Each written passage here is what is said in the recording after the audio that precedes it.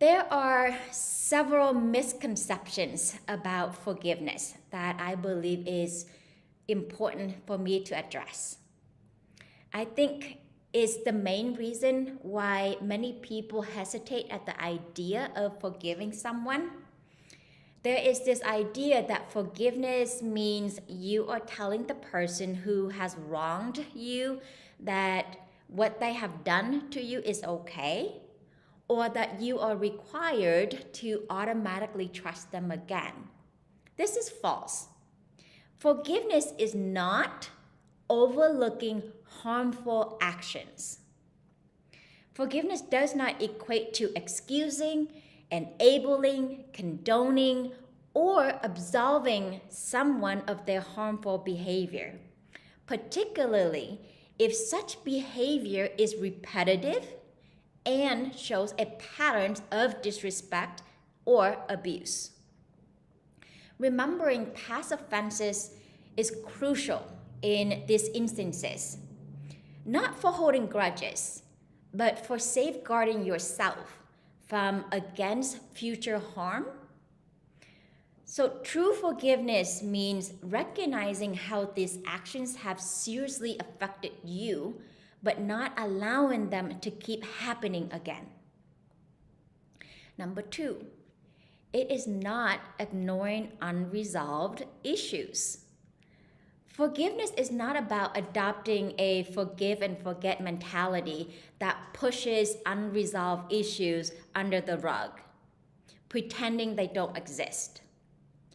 Genuine healing and reconciliation require open and honest communication about the hurt that happened. Addressing these issues head-on is necessary, especially when there is a need to rebuild trust within the relationship. For example, when there is infidelity in the relationship, it is crucial to address what happened and what needs to change. Forgiveness involves confronting the pain, not avoiding it. Number 3, forgiveness is not an instant re-establishment of trust. Admitting wrongdoing and expressing remorse are important steps, but they do not automatically restore trust. Rebuilding trust is a gradual process that demands consistent effort, concrete behavior changes over time. Trust is re-earned through consistent actions that demonstrate considerations, respect, and understanding, helping the person who has been hurt regain confidence in you and their footing in the relationship. Forgiveness opens the door to this possibility, but it does not guarantee immediate trust.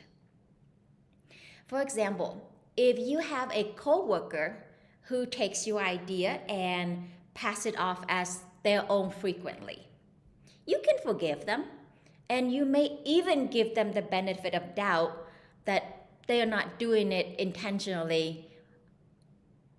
However, it doesn't mean that you should trust them with your ideas going forward.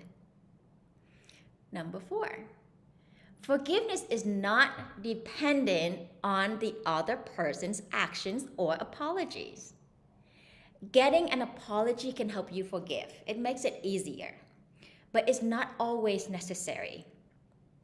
Forgiveness is a personal decision that you can take for your own peace and healing, regardless of whether the other person acknowledges their wrongdoing or expresses remorse.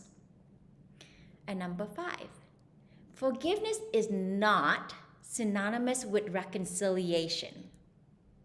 Choosing to forgive someone does not obligate you to re-enter or continue a relationship with them. It is possible to forgive someone and still choose to maintain a distance or end the relationship altogether. Forgiveness is about letting go of grudges and bitterness for your own well-being, not necessarily about maintaining connections with those who have caused you harm. There's one crucial act that I cannot leave out when talking about forgiveness, and that is the forgiveness of self. It involves releasing yourself from the burden of guilt and shame associated with your own mistakes or failure. Even if it means acknowledging your choice to see the best in the person who wronged you and trusting them at the time. Just as forgiving others can lead to emotional healing and personal growth, forgiving yourself is essential for inner peace and self-acceptance. Now, try that and subscribe for more.